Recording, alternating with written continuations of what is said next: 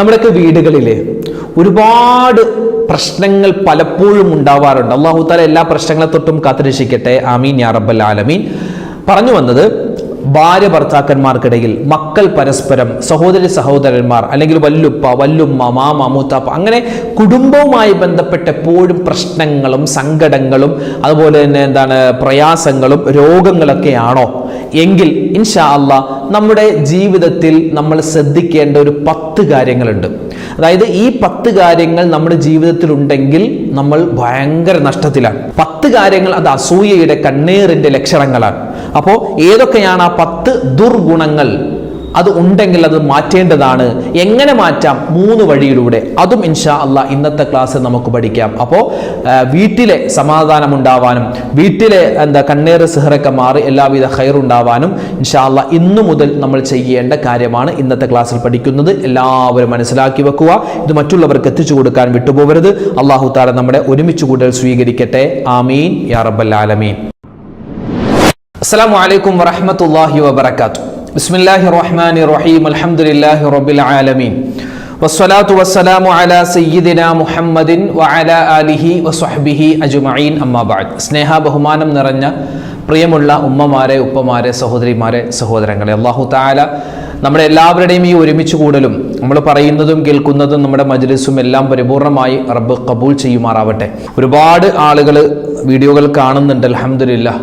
ഒരുപാട് പേര് വീഡിയോകൾ കാണുന്നുണ്ട് എന്നുള്ള സന്തോഷം അറിയിക്കുന്നുണ്ട്. ഇപ്പോൾ പല സ്ഥലത്തും കല്യാണത്തിനും അല്ലെങ്കിൽ മരണ വീട്ടിലാവട്ടെ അല്ലെങ്കിൽ പള്ളിയിൽ തന്നെ നമസ്കാരം കഴിഞ്ഞൊക്കെ നമുക്ക് കണ്ടു പരിചയമില്ലാത്ത ഒരുപാട് പേര് വന്നിട്ട് പറയാറുണ്ട്, ഉസ്താദ് ഞാനും എൻ്റെ കുടുംബവും ഒക്കെ ഉസ്താദിൻ്റെ വീഡിയോകൾ കാണാറുണ്ട്, അൽഹംദുലില്ലാഹ് ഒരുപാട് കാര്യങ്ങൾ പഠിക്കാൻ പറ്റുന്നു എന്നൊക്കെ പറയുമ്പോൾ നമുക്ക് വലിയ സന്തോഷമാണ്. അൽഹംദുലില്ലാഹ്.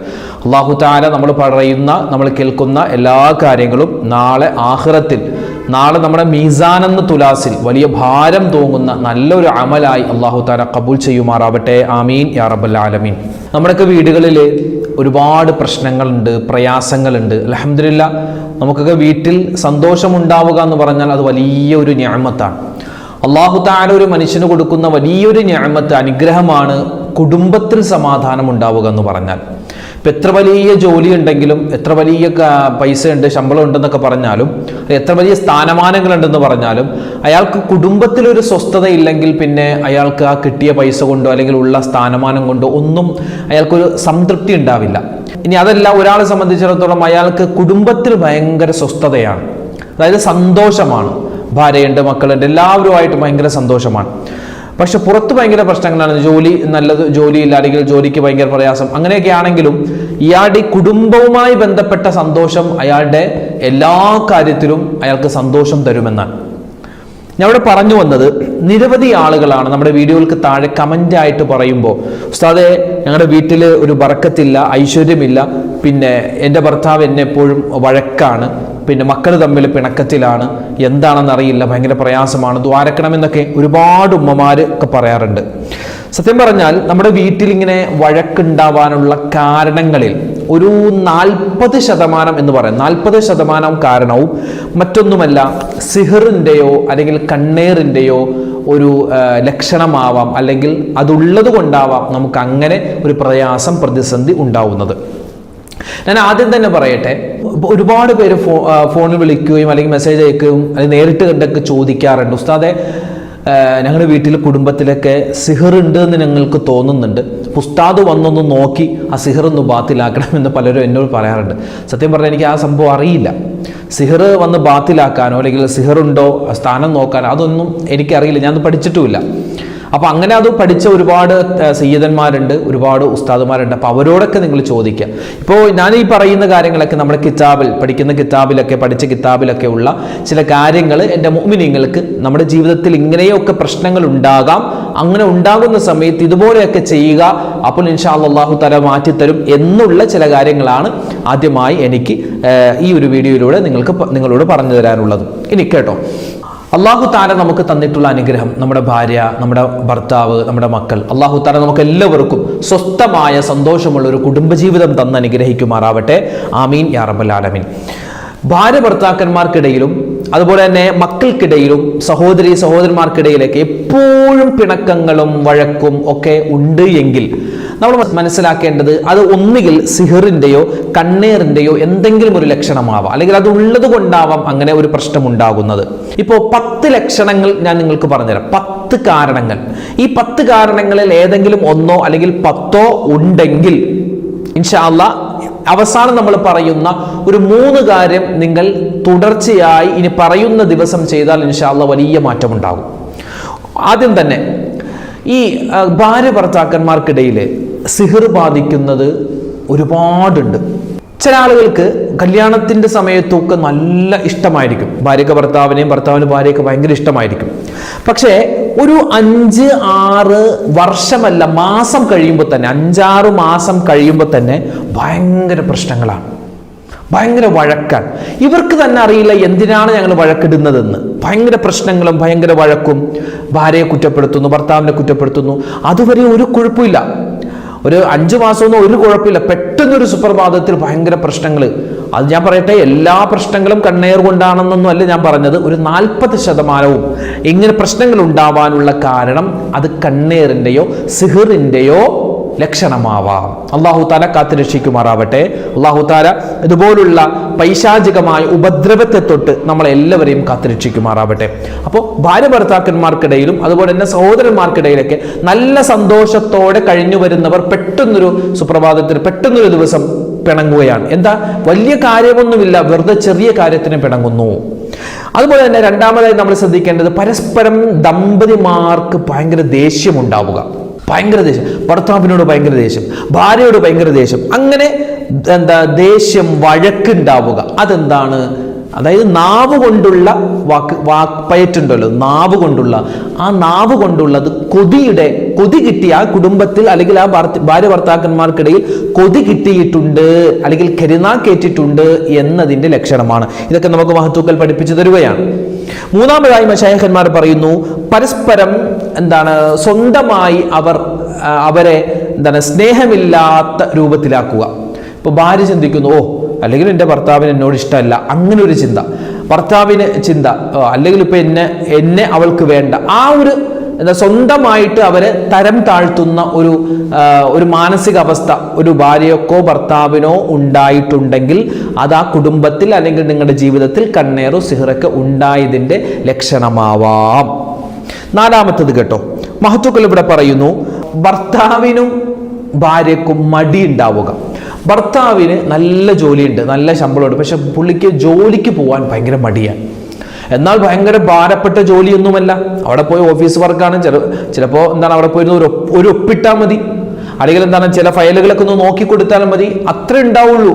പക്ഷേ അയാൾക്ക് ജോലിക്ക് പോവാൻ ഭയങ്കര മടിയാവുക. അതെന്താണ്? അത് ആ കുടുംബത്തിൽ എന്തോ ഒരു പ്രശ്നമുണ്ട്, അതിൻ്റെ ലക്ഷണം ആവാം. ഇതൊക്കെ ആവാം എന്നാണ് മഹത്തുക്കൾ പറയുന്നത് കേട്ടോ, ആണ് എന്ന് ഉറപ്പിച്ച് പറയുന്നില്ല. ഇങ്ങനെയും സിഹറും കണ്ണേറും ഒക്കെ ഏറ്റാൽ നമ്മുടെ കുടുംബത്തിൽ നമ്മുടെ ഭാര്യ ഭർത്താക്കന്മാർക്കിടയിൽ അല്ലെങ്കിൽ നമ്മുടെ സഹോദരന്മാർക്കിടയിലൊക്കെ പ്രശ്നങ്ങൾ ഉണ്ടാവാം. അഞ്ചാമത്തേത്, ഭാര്യക്ക് വീട്ടുജോലി ചെയ്യാനും മടിയാകുന്നു. അങ്ങനെയുണ്ട്, നല്ല ഭക്ഷണമൊക്കെ ഉണ്ടാക്കുന്ന ഓളാണ്, നല്ല കൈപ്പുണ്യമുള്ള പെണ്ണാണ് എന്നൊക്കെ നമ്മൾ പറയാറുണ്ട്. പക്ഷെ പെട്ടെന്ന് ഒരു 2-3 ദിവസം കൊണ്ട് ആളാകെ മാറി, ഭക്ഷണമൊന്നും ഉണ്ടാക്കില്ല. അപ്പോൾ ഭക്ഷണം ഉണ്ടാക്കുക, അപ്പോൾ ഭർത്താവ് ഒന്ന് ചോദിക്കും, അല്ല ഇന്ന് ഫുഡൊന്നുമില്ലേ, വേണമെങ്കിൽ വല്ല കടയിൽ നിന്ന് വാങ്ങിച്ചു കഴിച്ചോ. അങ്ങനെ പെട്ടെന്ന് ദേഷ്യപ്പെടുക, ഭർത്താവട്ടെ മക്കളോടും ഒക്കെ പെട്ടെന്ന് ദേഷ്യപ്പെടുക. പിന്നെ അതുപോലെ തന്നെ ഈ വീട്ടുജോലി ചെയ്യാൻ മടി ഉണ്ടാവുക, പെട്ടെന്നൊരു മടി, മക്കളുടെ കാര്യം നോക്കാൻ ഒരു ഉഷാറില്ല, അങ്ങനത്തെ എപ്പോഴും രോഗം. ഇതൊക്കെ എന്താണ്? ആ കുടുംബത്തിൽ സിഹിറോ കണ്ണേറോ ഏറ്റിട്ടുണ്ട് എന്നതിൻ്റെ ലക്ഷണമാണ്. ആറാമത്തേത്, ഭാര്യ അല്ലെങ്കിൽ ഭർത്താവ് പരസ്പരം അവരുമായി ബന്ധപ്പെട്ട കാര്യങ്ങൾ മറന്നു പോവുക, നിത്യമായി മറന്നു പോവുക. ഇപ്പോൾ ഉദാഹരണം പറഞ്ഞാൽ, എല്ലാ ദിവസവും ഭർത്താവ് വീട്ടിലേക്ക് വരുമ്പോൾ ഭാര്യക്ക് മിഠായി വാങ്ങിച്ചുകൊണ്ട്, ഒരു ചോക്ലേറ്റ് എന്തെങ്കിലും ഒരു സന്തോഷത്തെ ഒരു ഗിഫ്റ്റായിട്ട് കൊടുക്കാൻ വേണ്ടി വാങ്ങിച്ചുകൊണ്ട് വരും. പക്ഷേ പുള്ളിക്കത് 2-3 ആഴ്ചകളായി അല്ലെങ്കിൽ ദിവസങ്ങളായി തുടർച്ചയായി ഇങ്ങനെ മറന്നു പോവുക. അല്ലെങ്കിൽ ഭർത്താവ് വീട്ടിലേക്ക് വരുമ്പോൾ ഒരു ഗ്ലാസ് ചൂടുവെള്ളം മൂപ്പർക്ക് കുടിക്കാൻ കൊടുക്കണം, അത് അറിയാം, അങ്ങനെ വർഷങ്ങളായി കൊടുത്തുകൊണ്ടിരിക്കുകയാണ്. പക്ഷെ പെട്ടെന്ന് ഒരു ദിവസം 1, 2, 3 ദിവസമൊക്കെ അത് മറന്നു പോവുക. സ്ഥിരമായി ചെയ്തുകൊണ്ടിരിക്കുന്ന കാര്യങ്ങൾ, പരസ്പരം അവരുടെ സ്ഥിരമായി ചെയ്തുകൊണ്ടിരിക്കുന്ന കാര്യങ്ങൾ മറന്നു പോവുക. അതെന്താണ്? അവിടെ കണ്ണേറ് ഏറ്റിട്ടുണ്ട് എന്നതിൻ്റെ ചെറിയ ലക്ഷണമാണെന്ന് നമുക്ക് മഹത്തുക്കൾ പഠിപ്പിക്കുകയാണ്. ഇനി 7-മത്തേത്, എപ്പോഴും ഒറ്റപ്പെട്ടിരിക്കാനും ദുഃഖിച്ചിരിക്കാനുമുള്ള ഒരു തോന്നൽ. എപ്പോഴും ദുഃഖം. എന്നാൽ എന്തിനാണ് ദുഃഖം അതറിയില്ല, എന്തിനാണ് സങ്കടം അത് ആ ഒരു കാരണം അറിയില്ല, പക്ഷെ വെറുതെ എപ്പോഴും ദുഃഖം, എപ്പോഴും സങ്കടം. ഒരു കുടുംബത്തിൽ ഭാര്യ ഭർത്താക്കന്മാർക്കിടയിൽ, പ്രത്യേകിച്ച് ദമ്പതിമാർക്കിടയിൽ കണ്ണേറോ സിഹറോ ഒക്കെ ഏറ്റിട്ടുണ്ടെങ്കിൽ ഇങ്ങനെയും ഒരു ലക്ഷണം ഉണ്ടാവാം. അല്ലെങ്കിൽ ഭാര്യക്ക് ഭർത്താവിനെ കാണുമ്പോൾ ഒരു സങ്കടം, ഭർത്താവിന് ഭാര്യയെ കാണുമ്പോൾ ഒരു സങ്കടം. എന്തിനാ സങ്കടം? വല്ല രോഗമോ ഒന്നും ആയിട്ടല്ല, വെറുതെ കാണുമ്പോൾ ഇഷ്ടമില്ലായ്മ, അകന്നകന്നു പോകുന്ന ഒരു മാനസികാവസ്ഥ. ഇതെന്താണ്? സിഹറിന്റെ, കണ്ണേറിന്റെ ലക്ഷണമാവാം. 8-മത്തേത്, ദാമ്പത്യ ബന്ധത്തിൽ, ശാരീരികമായ ബന്ധത്തിൽ ഏർപ്പെടാനുള്ള ഒരു തരത്തിലുള്ള തോന്നലും ഭാര്യക്കോ ഭർത്താവിനോ പരസ്പരം ഉണ്ടാകുന്നില്ല എങ്കിൽ അതെന്താണ്? സിഹർ, കണ്ണേറ് ഏറ്റതിന്റെ ലക്ഷണമാണ്. 9-മത്തേത്, ഭാര്യക്ക് ഭർത്താവിനെയും ഭർത്താവിന് ഭാര്യ പരസ്പരം രണ്ടുപേർക്കും ഒന്ന് ഒഴിവായി പോയെങ്കിൽ, ഇയാളൊന്ന് ഒഴിവായി പോയി, അങ്ങനെ തൊലാഖിന്റെ ആ ഒരു ഒഴിവാക്കുന്നതിന്റെ ചിന്ത എപ്പോഴും മനസ്സിലേക്ക് വരിക. എന്നാൽ പരസ്പരം വേറെ കുഴപ്പമൊന്നും ഉണ്ടാവൂല, പക്ഷെ ഈ ഒരു ചിന്ത മനസ്സിലേക്ക് വരിക, അതും ഇതിന്റെ ലക്ഷണമാണ്. 10-മതായി പറയുന്നു, വീട്ടിൽ ഭാര്യ ഇല്ലാത്ത സമയം അല്ലെങ്കിൽ ഭർത്താവ് ഇല്ലാത്ത സമയം ആരൊക്കെയോ എൻ്റെ വീട്ടിലുണ്ട് എന്നുള്ളൊരു തോന്നൽ ഉണ്ടാവുക. അതിപ്പോ ഭാര്യ, പെണ്ണ്, സഹോദരി അവരെന്ത് ചെയ്യുന്നു? അടുക്കളയിൽ ജോലി ചെയ്യുന്ന ആ സമയത്ത് എൻ്റെ പുറകിൽ ആരോ ഉണ്ട്, അങ്ങനെ ഒരു തോന്നൽ, ആരോ കൂടെ ഉണ്ടാകുന്നു എന്ന ഒരു തോന്നൽ വന്നാൽ അതെന്താണ്? അതും ഈ സിഹറിന്റെ, ഒരു കണ്ണേറിന്റെ ലക്ഷണമാവാം. ചില പെണ്ണുങ്ങളുണ്ട് ഭയങ്കര ഒച്ചത്തിൽ സംസാരിക്കും, എന്നാൽ ആള് വലിയ നോർമലാണ്, പക്ഷെ ഭയങ്കര ഒച്ചത്തിൽ ഇങ്ങനെ സംസാരിക്കും. പ്രത്യേകിച്ച് ഭർത്താവിനെ കാണുമ്പോൾ ഭയങ്കര അയാളോടുള്ള ദേഷ്യം അത് പാത്രങ്ങളോട് തീർക്കുന്ന ആളുകളുണ്ട്. ചിലപ്പോൾ ഒരു ഗ്ലാസ് എടുത്ത് പൊട്ടിക്കും, എന്താ ഭർത്താവ് അപ്പുറത്ത് വന്നിട്ടുണ്ട്, അല്ലെങ്കിൽ ഭയങ്കര ശബ്ദത്തിൽ എന്തെങ്കിലും സംസാരിക്കും. അതൊക്കെ എന്താണ്? ആ കുടുംബത്തിൽ കണ്ണേറോ സിഹറോ ഏറ്റിട്ടുണ്ട് എന്നതിൻ്റെ ലക്ഷണമാണ്. അപ്പോൾ ഏകദേശം 10ഓളം ലക്ഷണങ്ങൾ ഞാൻ പറഞ്ഞു. ഇതൊക്കെ എല്ലാം കണ്ണേറിൻ്റെ ലക്ഷണമാണ് എന്നൊന്നുമല്ല, മഹത്തുക്കൾ പഠിപ്പിച്ച, മശായിഖന്മാർ പഠിപ്പിച്ച ചില കാര്യങ്ങളാണ് പറഞ്ഞു തന്നത്. ഇനി ഇങ്ങനെ എന്തെങ്കിലുമൊക്കെ പ്രശ്നങ്ങൾ, വഴക്കുകൾ നമ്മുടെയൊക്കെ കുടുംബത്തിലുണ്ട് എങ്കിൽ അത് മാറ്റാൻ ആഗ്രഹിക്കുന്നവരാണെങ്കിൽ, ചില ആൾക്കാരുണ്ട് സഹോദരനോട് സഹോദരിയോടൊക്കെ പിടങ്ങിയിട്ട് അങ്ങനെ തന്നെ ഇരിക്കട്ടെ, അവൾ ഇങ്ങോട്ട് വരട്ടെ, അല്ലെങ്കിൽ അവൻ ഇങ്ങോട്ട് വരട്ടെ എന്ന് ചിന്തിക്കുന്ന ഈഗോ ഉള്ള ആളുകളുണ്ട്. അവരല്ല, ഇതിങ്ങനെയുള്ള എന്തെങ്കിലും പ്രശ്നങ്ങൾ ഉണ്ടെങ്കിൽ അത് മാറിക്കിട്ടണം എന്ന് ആഗ്രഹിക്കുന്നവരാണോ എങ്കിൽ 3 കാര്യം കൂടി ഞാൻ പറഞ്ഞു തരാം. ഈ 3 കാര്യം നമ്മൾ നിത്യമായി ജീവിതത്തിൽ കൊണ്ടുവരുന്നുണ്ടോ എങ്കിൽ, ഇതുപോലുള്ള പ്രശ്നങ്ങളൊക്കെ നമ്മുടെ ജീവിതത്തിൽ ഉണ്ടെങ്കിൽ, ഇതുപോലെ കണ്ണേറിന്റെ, സിഹറിന്റെ എന്തെങ്കിലുമൊക്കെ ഒരു പ്രശ്നം നമ്മുടെ ജീവിതത്തിൽ ഉണ്ടെങ്കിൽ അത് അല്ലാഹു തആല മാറ്റിത്തരും. അല്ലാഹു തആല മാറ്റിത്തരുമാറാവട്ടെ, ആമീൻ. ഒന്നാമത്തേത് ഞാൻ പലർക്കും പറഞ്ഞു കൊടുത്തൊരു കാര്യമാണ്. അത് നമ്മുടെ ഈ ദാമ്പത്യ ജീവിതത്തിലോ കുടുംബ ജീവിതത്തിലോ മാത്രമല്ല, നമ്മുടെ കച്ചവടത്തിൽ ചിലപ്പോൾ നഷ്ടങ്ങൾ ഉണ്ടാവാം. അതുപോലെ തന്നെ നമ്മുടെ വീട് സംബന്ധമായ ഒക്കെ പല രൂപത്തിലും, അല്ലെങ്കിൽ ചിലപ്പോൾ നമ്മുടെ വാഹനം, അങ്ങനെ പല സ്ഥലത്തും പല രൂപത്തിലാണ് ഈ കണ്ണേറും സിഹറൊക്കെ ഏൽക്കുന്നത്. അപ്പോൾ അങ്ങനെ ഒരു ബുദ്ധിമുട്ട് നമുക്ക് തോന്നിയാൽ എല്ലാവർക്കും, ആണിനും പെണ്ണിനും ഒക്കെ ചെയ്യാൻ പറ്റിയ ഒരു കാര്യമാണ്. നമുക്ക് ഒരുപാട് ഉസ്താദുമാരെ പഠിപ്പിച്ചു തന്നൊരു കാര്യമാണ്. നമ്മൾ കുളിക്കുന്നതിന് മുന്നേ, നമ്മൾ സാധാരണ എല്ലാ ദിവസവും കുളിക്കില്ല, ആ കുളിക്കുന്നതിന് മുമ്പ് നമ്മൾ വുളു എടുക്കുക. എങ്ങനെ? ആ വുളു എടുക്കുന്ന വെള്ളം ഉണ്ടല്ലോ, ഇപ്പോൾ മുഖം കഴുകുന്ന, വായ കഴുകുന്ന, കൈ കഴുകുന്ന, തല തടവുന്ന അല്ലെങ്കിൽ കാല് കഴുകുന്ന വെള്ളമൊക്കെ ഒരു ബക്കറ്റിലേക്ക്, ഒരു പാത്രത്തിലേക്ക് പിടിക്കണം. എന്നിട്ട് ആ വെള്ളം നമ്മുടെ ശരീരത്തിൽ കുളിക്കുന്നതിന് മുമ്പ് ആ വെള്ളം അതായിരിക്കണം നമ്മൾ കുളിക്കാൻ ആദ്യമായി ഉപയോഗിക്കേണ്ടത്. നമ്മൾ വുളു എടുത്ത വെള്ളം അതുകൊണ്ട് ശരീരം മുഴുവനും വെള്ളം ഒലിപ്പിക്കുക, അതായത് കഴുകുക. എന്നിട്ട് സാധാരണ നമ്മൾ കുളിക്കുന്നത് പോലെ കുളിക്കുക. അപ്പൊ ആദ്യം വുളു എടുത്ത വെള്ളം കൊണ്ട് കുളിക്കുക. ഇതെന്താണ്? കണ്ണേറ് സിഹറൊക്കെ ഉണ്ടെങ്കിൽ മാറാൻ വലിയ രൂപത്തിൽ നമുക്ക് ഫലപ്രദമാക്കാൻ പറ്റുന്ന ഒരു കാര്യമാണ്. അല്ലാഹു തആല തൗഫീഖ് തരുമാറാവട്ടെ. പിന്നെ ഇനി മറ്റൊരു കാര്യമാണ്, ഇതുപോലെ കണ്ണേറ് സിഹറൊക്കെ ഉണ്ട്. ഇപ്പോൾ ചില ആളുകൾക്ക് ഈ വീടുമായി ബന്ധപ്പെട്ട അല്ലെങ്കിൽ സ്ഥലവുമായി ബന്ധപ്പെട്ടൊക്കെ ആരെങ്കിലുമൊക്കെ എന്തെങ്കിലുമൊക്കെ ചെയ്തു എന്നൊക്കെ പറഞ്ഞു വരുന്ന ഒരുപാട് സഹോദരിമാരുണ്ട്. ഒരുപാട് ഈ കണ്ണേറ് സിഹറിന്റെ പ്രശ്നം പറഞ്ഞ് ഒരുപാട് പേര് വരാറുണ്ട്. ഒരുപാട് പേരിങ്ങനെ സംശയം ചോദിക്കാറുണ്ട്. അവരോടൊക്കെ ഞാൻ പറഞ്ഞു കൊടുക്കുന്ന ഒരു കാര്യമാണ്, വിശുദ്ധമായ ഖുർആനിലെ ചെറിയൊരു സൂറത്താണ്, ഒരുപാട് ഗുണങ്ങളുള്ള സൂറത്താണ്.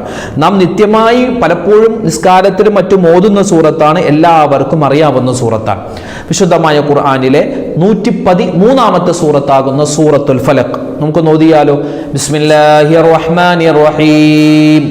ഖുൽ അഊദു ബിറബ്ബിൽ ഫലഖ് മിൻ ശർരി മാ ഖലഖ് ومن شر غاسق إذا وقب ومن شر النفاثات في العقد ومن شر حاسد إذا حسد.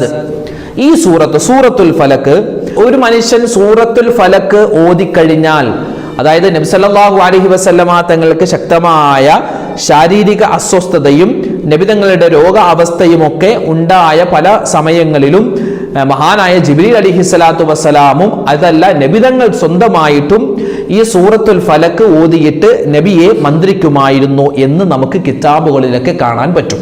അപ്പോൾ രാവിലെയും വൈകുന്നേരവും എല്ലാ നമസ്കാരത്തിലും പറ്റുന്നു. നമസ്കാരം എന്ന് പറഞ്ഞാൽ സുന്നത്തായ നമ്മുടെ നിസ്കാരങ്ങളൊക്കെ ഉണ്ടല്ലോ, അല്ലെങ്കിൽ ഫർളായ നിസ്കാരത്തിലൊക്കെ ഒന്നാമത്തെ റക്അത്തിൽ സൂറത്തുൽ ഫലക്കും രണ്ടാമത്തെ റക്അത്തിൽ സൂറത്തുൻ നാസും ഓതൽ ഈ കണ്ണേറ്, സിഹിർ, അസൂയ പോലെയുള്ള മുസീബത്തുകളൊക്കെ തടയാൻ കാരണമാണ്.